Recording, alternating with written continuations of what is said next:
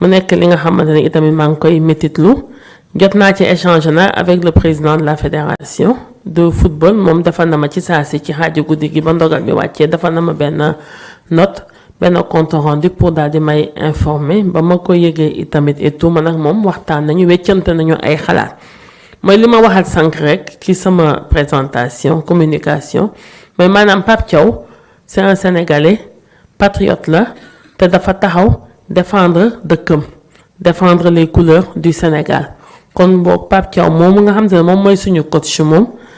ñu ngi ci wetam man mii njëkke ko ci man maa ngi ci kanamam maa ngi ci gannaawam maa ngi ci càmmoñam maa ngi ci ndeyjooram itamit na te lépp loo xamante ne mën nañ ko def bu soobee yàlla ñun danañ ko def muy wàllum fédération ak wala man mii ci samay prérogative yi nga xamante ne may jawrin bi nga xamante ne moom lañu dënk sport ñun danañ ko def duñ ko seetaan ni ñu koy waxeeti xalam di fi ñaaw incha allahu rabin foofu nag laa mën a gum yem ci côté boobu noonu ci sanction yi nga xamante ne moom lañ ko jagleel parce que may fàttaliku na que gouvernance sportive bokkut ak gouvernance étatique gouvernance sportive loolu gouvernance à part la gouvernance étatique aussi gouvernance à part la kon ba lu fi mën a nekk rek mooy xëy na ñu jéem a xool ñun ñi nga xamante ne man may ministre en charge des sports parce que bu nga xoolee CAF mooy sanctionné mais du état te CAF interlocuteur am fédération sénégalaise la du ministère des sports mais ba tey rek gannaaw lépp loo gis rek ci biir état lay xewee ñun mënuñu wax nekk suñu yoon nekku ci foog ñu xool ay jéego yuñ ci def te weccante naa xalaat ba pare ak président fédération bi tamit am na ci li ñu jot a waxtaan li ñu jot a déggoo bu waxtu bi jotee rek yéen ñëpp di ngeen ko yëgandoo comme tout le monde. beneen question bi beneen laaj bi mooy est-ce que c'est pas ndax jotul ñu teg ay instances pour défendre les intérêts du football noonu laa ko bindee bu dee noonu la bu dee juumuma ay instances yu regroupées de hauts experts ngeen wax pour défendre les intérêts du football c'est bien ça bon man nag loolu nu ma ko gisee mooy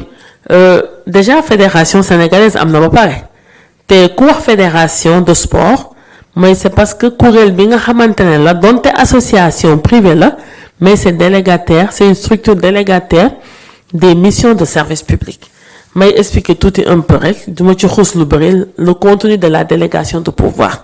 bu ngeen gisee ñu naan fédération buñ lay installé dañ lay wax naan yow yaa am mission ci diir bi ñetti at wala ñeenti at fii Sénégal yow yaa am obligation mission def promotion def développement telle discipline sportive ci Sénégal yépp ak lu ko wër sur toute l'étendue du territoire national ak ci biti c'est parce que état mënut a wàcc mënut a dem ci suuf maanaam di structurer di organiser ay compétition wala xëy na dem di détecter ay talent wala xëy na dem di wax ak ay FIFA dem di wax ak ay CAF dama jël exemple même yeneen exemple wala dem di wax ak ay FIBA wala dem di wax ak ay fédération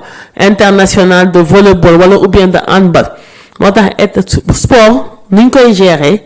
ay instances internationales yi nga xam te ne dañuy fonctionner comme ay structures autonomes looloo indi ay FIFA ay FIBA ay fédération internationale d'escrime de volleyball te ñooñu ñu ñuy waxantal mooy ay couleurs yi nga xamante ne ay kuréel yi nga xamante ne la ñooñu maanaam duñu doon ay kuréelu politique mais dafay nekk ay kuréel yi nga xamante ne dafay seppeeku ci wàllum gouvernance étatique ñoom ñu daal di leen dënk nag parce que tout en n'oubliant pas que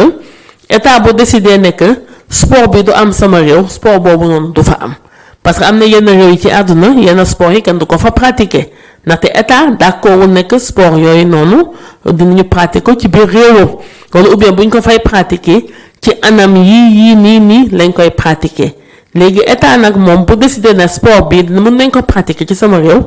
état boobu mënul ñëw état dafa bàyyi moom ay pouvoir am daal di koy déléguer ay structure maanaam ay kuréel yi nga xam ne dañuy fonctionner comme association et tout ne leen nag yéen laa dënk mbir mii te dama bëgg ngeen doxal ko léegi nag mbir moomu nag kuréel boobu bu amee ba pare man gisuma lu tax ñu war a tegaat tamit yeneen i instance ci wetam naan dañuy défendre intérêt football ndaxte fédération moom itamit ci ay mission moom du organiser compétition sportive ñoom xam nañ ko kese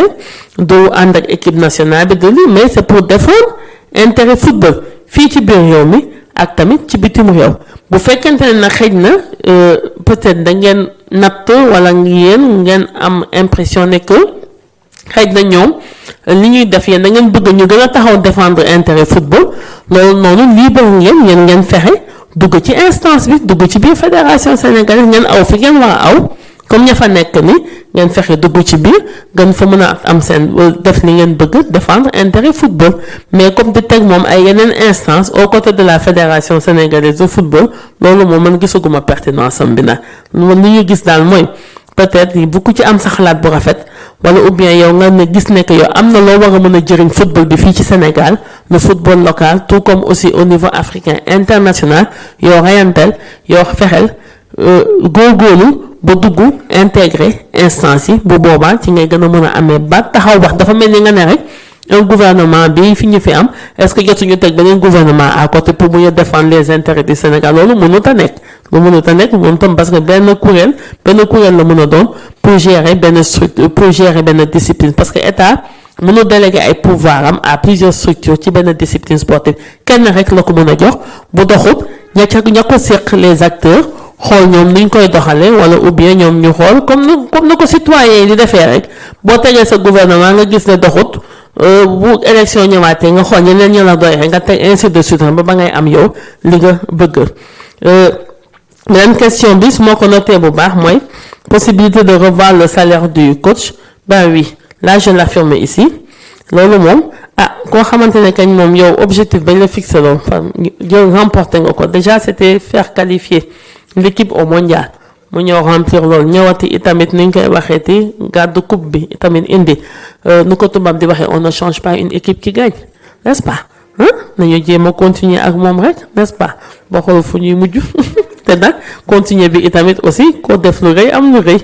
waaw foo ñu xoolaat ko tamit nag contrat initial bi loolu man ci sama wàll boobu def naa maa ko njëkk a wax sax man mi maa ko njëkk a xalaat ñeenteeli question bi bu mujj bi mooy affaire supporters yi ca Amérique su ma juumut n'est-ce pas waaw mooy la ma wax rek xam nga tamit dëkku jàmbur la te dëkk bu nekk ak règle yu mu teg ne nii la nee la mënoo ci lenn même gis ngeen ne ak Coupe d'Afrique bii ñu génne ñoom Maroc xam nga généralement da nga daan ñëw rek gàddu sa passeport diri sa valise jënd sa billet d'avion rek embarqué dem Maroc mais gis ngeen ak Coupe d'Afrique bi doxalin bi dafa changé woon balaa nga doon mën a jënd sa billet d'avion wala balaa nga ñu laa mën a embarqué ci avion di nga wane sa benn kii ni nga koy AVM boobu noonu ñu doon wax et tout AVM loolu la États-Unis itamit déjà ça en temps normal ñoom dañ lay laaj visa même boo yoree passeport diplomatique sax en temps normal ñoom dañ laaj visa en dehors de certaines catégories dañ lay laaj visa ñoom itamit seen coupe du monde fa lay xewee mais ñoom seen dëkk ñoom ñoo teg seen yenn règle seen yenn kuréel mooy comme nu ma ko waxee rek ak suñuy représentation diplomatique déjà defagum nañu réunion pour jéem a xool naka la ñuy mën a ban nombre de supporters lañ fi mën a jëlee acheminé te defe naa dem ci guddi rek gisaat ngeen encore conditions yi ñu tegaat maa ngi koy gis ci réseaux sociaux yi xaw ma ndax ay information yu réel la am déet mais en tout cas maa ngi koy gisaat que pour les supporters je sais pas moi sénégalais il faut déposer xaw ma nangam tant de dollars mais loolu yëpp tout dépendra aussi de la soutenabilité ndaxte ñun itamit nag amuñu ay budget yi nga xamante ne c'est élastique et je le rappelle trophée neex na trop football mais y a pas que le football aussi comme sport ici au Sénégal te Sénégal dafa am loo xamante ne moom moo fi nekk ba léegi maanaam le sport tout est supporté pratiquement par l'État du Sénégal État pratiquement mooy investir ci infrastructure yi ce qui est déjà très lourd les compétitions internationales yi ngeen gis aussi tam c'est des postes de dépenses aussi très très élevés État itamit moo koy supporter ak formation bi tamit ci yenn aspect itamit État itamit moo gàddu loolu noonu yépp moo tax nag amuñu budget élastique yi nga xamante ne xëy na on pourra se permettre fixer ma benn limite nag mais dama xam ne rek comme les budgets ne sont pas élastiques peut-être dañu permettre xëy na nombre de supporters bi nga xamante ne moom ngay jëlee fii di yóbbu Maroc di ko yóbbu États-Unis d'autant plus que gis ngeen ne que c'est des conditions très très très draconiennes mais lépp loo xamante ne mën na nekk rek en fonction du contexte et des possibilités financières ñun en tout cas ñun dinañ ko defee parce que nag boo yóbboo équipe foog mu am itamit nag wax dëgg ñu nekk ci ginnaawam nag di ko bàkk nag wax di ko jiñ di ko jey ndax mu gën a mën a xam nga xoggali ko yooyu noonu gën a mën a def dépassement pour mën a am ay résultats nga xam te ne après dafay sedd xol. Voilà pour l'essentiel je crois Madame le ministre les 4 questions qui m'ont été posées n'est-ce pas c'est bien ça articulé autour des sanctions de la CAF à l'endroit du coach Pape Bouna Thiaw. La seconde, la mise en place d'instances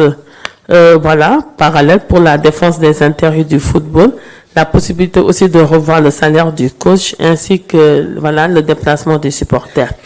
Par rapport aux sanctions de la CAF adressées aux coachs,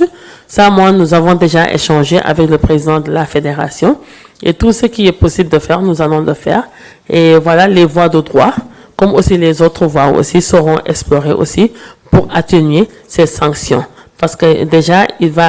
sera privé quand même de s'asseoir sur le banc pendant 5 matchs, ce qui est déjà trop. Et aussi, il y a aussi une amende aussi pécuniaire.